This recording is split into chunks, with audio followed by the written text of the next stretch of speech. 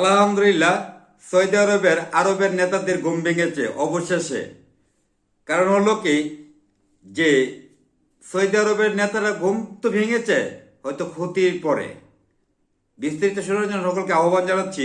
বিশেষ করে যে ইসরায়েলে ক্ষয়ক্ষতি ফেরানোর জন্য, মিসাইল ফেরানোর জন্য বিভিন্ন ধরনের পদ্ধতি ব্যবহার করেছে। এখন আরব নেতারা ভেবে দেখলো কি, আমার সৌদি আরব ক্ষয়ক্ষতি হয়েছে, ডোনাল্ড ট্রাম্প তো কোনো ক্ষয়ক্ষতি ফেরানোর জন্য কোনো রকমের পদ্ধতি ব্যবহার করে নাই। ক্ষতিটা হলো তো আমার সৌদি আরব হয়েছে, দুবাই হয়েছে, কাতার হয়েছে, বাহরান হয়েছে, এই মুসলিম কান্ট্রির মধ্যে হয়েছে।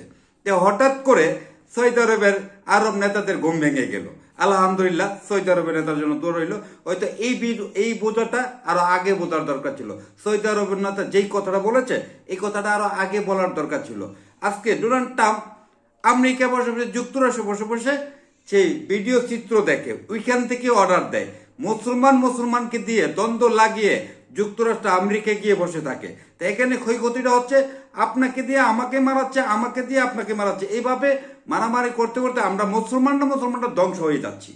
তখন আজকে যখন এই আরব কান্ট্রির মধ্যে যে যুক্তরাষ্ট্রের গাড়িগুলো ধ্বংস করার জন্য ইরান থেকে মিসাইল ছুড়িল, তখন এই মিসাইল ছুড়ার উপলক্ষে কিন্তু শুধু ঘাটিতে গিয়ে পড়েছে এমন কোনো কথা নয়। এই মিসাইলগুলো তো বিভিন্ন জায়গায় আরব কান্ট্রিতে পড়েছে। তো এখন এই ক্ষয়ক্ষতিটা কার হয়েছে? আরব দেশের লোকজনের হয়েছে। তখন আরব নেতাদের ঘুম হঠাৎ করে ভেঙে গেল। কারণটা কি? এখানে তো ক্ষয়ক্ষতিটা হচ্ছে আমাদের মুসলমানদের। আরব কান্ট্রিতে গাড়ি বেঁধেছে, আরব কান্ট্রিতে গাড়ি বেঁধে গাড়ি বাঁধার কারণ হলো কি, ভেবেছিল যুক্তরাষ্ট্রকে গাড়ি দিলে হয়তো অন্য কোনো দেশ কথা বলতে পারবে না। যারা এই সারা বিশ্বটাকে শাসন করত, যুক্তরাষ্ট্র, ডোনাল্ড ট্রাম্প আমেরিকার লোক, তাদের উপর তো যখন ছুরি চালিয়ে দিয়েছে, তাদের উপর যখন হাত ঘুরিয়ে ইরানের সরকার এবং ইরানের গভর্নমেন্ট যখন আক্রমণ শুরু করেছে, তখন তারা লেজ গুটিয়ে পালাবার পথ ধরেছে। তখন আরব সরকাররা বুঝে বলল কি, আমার আকাশপথ, জলপথ, স্থলপথ থেকে কোনো ধরনের আক্রমণ ইরানে করতে পারবে না। এই ঘোষণাটা সৌদি আরব নেতারা দিয়েছেন। তা দুবাই সরকার কিন্তু হয়তো কিছুটা ক্ষতি হওয়ার পরে বুঝতে পেরেছেন, টোটালি না করে দিয়েছেন। বিশেষ করে সৌদি আরবের সরকার এই ভূমিকাটা, আমরা মুসলমান জাতি, আমরা আরব নেতাদের দিকে তাকিয়েছিলাম। এই ভূমিকাটা সৌদি আরবের নেতা আরো আগে নেওয়ার দরকার ছিল। যেটা নেওয়ার দরকার ছিল সৌদি আরবের সরকার, এই পদক্ষেপটা নিয়েছে ইরানের সরকার, ইরানের গভর্নমেন্ট। এই যে ক্ষয়ক্ষতিটা হয়েছে, যে ডোনাল্ড ট্রাম্প যে লীলা খেলার একটি দাঙ্গামা লাগাইয়া দিয়ে সে আমেরিকায় বসে বসে দেখছে, ইহুদি এই নাস্তিক কিছুদিন আগে ডোনাল্ড ট্রাম্পে কি করলো, ভেনেজুয়েলার এক সরকারকে, তার স্ত্রী এবং তাকে একসাথে তার দেশ থেকে উঠিয়ে নিয়ে গেছে তেল না ধরে। এই যে জোরপূর্বভাবে বিভিন্ন দেশে আক্রমণ করছে, সরকারকে উঠিয়ে নিয়ে যায়, এই ধরনের এই সহ্যটা আর কতদিন করবে? হয়তো যে এমন রোজার মাসে আমাদের ফিলিস্তিনি ভাইদেরকে নির্মমভাবে হত্যা করেছে, ফিলিস্তিনিটাকে ধ্বংস করে দিয়েছে। আমাদের ফিলিস্তিনি মুসলমানরা আল্লাহর কাছে সাহায্য চেয়েছে, জায়গায় জায়গায় ভিক্ষা চেয়েছে, খাদ্য চেয়েছে, এগুলো দিতে পারলো না। এই যেই পরিস্থিতিটা ফলানের, যে ফিলিস্তিনি ভাইরা পালাইবার জন্য জায়গা খুঁজেছে, পালাইতে পারে নাই, অনেক ফিলিস্তিনি মারা গিয়েছে।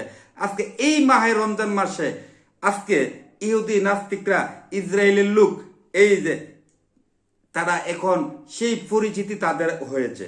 তারা এখন পালাইবার জন্য রাস্তা খুঁজে পাচ্ছে না, তারা এখন খাদ্যর শর্ট পড়ে যাচ্ছে। নেতানিয়াহু সে দেশ ছেড়ে অন্য দেশ থেকে যুদ্ধ পরিচালনা করছে। এই যে মুসলমানের ইমানের জোর যখন থাকবে আপনার, তাহলে ইনশাল্লাহ যে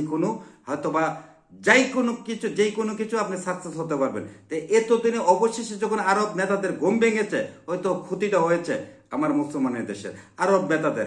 যেই নবীর দেশে আমরা সারা বিশ্বের মুসলমানরা যাই, আল্লাহর ঘর তবাব করানোর জন্য, আল্লাহর ঘরে হজ করার জন্য, আল্লাহর ইবাদত করার জন্য, আল্লাহকে পাওয়ার জন্য, খুশি করার জন্য যাই, সেই দেশের যদি আরব নেতারা যদি আমেরিকার ট্রাম্পের গোলামি করে তখন আমরা মুসলমানরা সহ্য করতে পারি না। এই ইহুদিদের গোলামি করে তখন সহ্য করতে না। এই আরব দেশগুলো তো ঐক্যজোট থাকতো, ইউরোপের কোনো দেশই পারল না আরব এবং যে মুসলমান কান্ট্রিদের সাথে লড়াই করে। আজকে যে ইউরোপের থেকে কিন্তু স্পেন থেকে না করে সঠিক আমার নামটা খেয়াল নাই, ওই দেশ থেকেও ইউরোপের থেকেও কিন্তু সরাসরি না করে দিয়েছে ট্রাম্পকে। আমার দেশের উপর থেকে, আমার আকাশ জলপথ স্থলপথ থেকে কোথাও দিয়ে আমার দেশের উপর দিয়ে ইরানকে আক্রমণ করা যাবে না। টোটালি বুঝতে পারলো বেধর্মীরা, বোঝে নাই আরব নেতারা বুঝেছে। অবশেষে যে যখন বুঝেছে তখন ক্ষতিটা হয়ে গেছে। আমরা মুসলমানরা আমরা চেয়েছিলাম এই আরব নেতারা যেন ইরাকের পাশে থাকে, ইরাকের পাশে থাকে। ইরাক এবং মুসলমানরা কারো উপরে জোর জুলুম করে না, ইহুদি রাষ্ট্রিকদের ফিলিস্তিনি তাদেরকে থাকার জায়গা দিয়েছিল, আস্তে আস্তে ফিলিস্তিনি দেশটাকে দখল করে ফেলেছে। তাদের পরিচিতি হলো কি, আপনি বসার জায়গা দিলে তারা শোয়ার জায়গা নেবে, এই শোয়ার জায়গা করতে করতে আপনাকে ঘর থেকে বাই করে দেবে। এই ইহুদি নাস্তিকদের কালচার হলো এটা। আলহামদুলিল্লাহ বলবেন, সবাই দোয়া করবেন আরব নেতাদের জন্য। এই সৌদি আরবের নেতার ঘুম ভেঙেছে, অবশেষে যেন তার এই ঘুম ভাঙানোটা যেন মুসলিম নেতাদের সাথে মিলিত হয়ে যেন পুরা বিশ্বটাকে শাসন করে।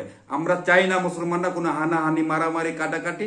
আমরা চাই সুন্দরভাবে দেশটি এবং বিশ্বটার যেন পরিচালনা হোক, অথবা মুসলমানের দ্বারাতে কোনো বেধর্মী ভাইদেরও ক্ষয়ক্ষতি হবে না। কেন মুসলমানদের দ্বারাতে কোনো কারো ক্ষতি হবে না। মুসলমানরা প্রতিবাদ করতে জানে এবং প্রতিবাদ করতে গিয়ে আজকে ইরাকের হাতে এই যুক্তরাষ্ট্র, এই ইহুদি নাস্তিকরা যে ইসরায়েলেরা এখন 12টা বাজায় দিচ্ছে। তারা এখন বুঝতে পেরেছে কোথায় আমি বেঙ্গলের গাতায় হাত দিয়েছি, বেঙ্গলের বাসার মধ্যে হাত দিয়েছি। তারা যখন মায়ের খেতে খেতে ধৈর্যের সীমানা পারিয়ে গেছে, এতদিনে ছালি গোবর দিয়ে মাটি দিয়ে সেরা দুই ইহুদি নাস্তিকদেরকে এবং যুক্তরাষ্ট্রকে ইসরায়েলকে দল ছালি দিয়ে, এই ছালি ধরাটা বিভিন্ন দেশের জন্য উপকার হবে।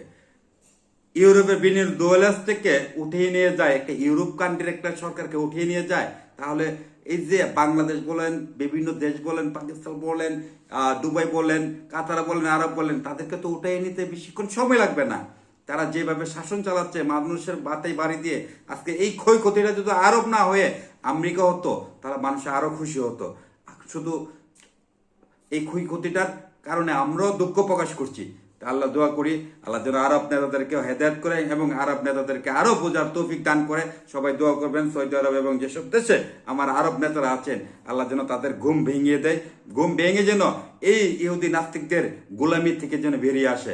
সবাই ভালো থাকবেন। আমি কাজী মুক্তাজ বিদায় নিলাম, আজকের মতো বিদায় নিলাম। আল্লাহ হাফেজ, আসসালামু আলাইকুম।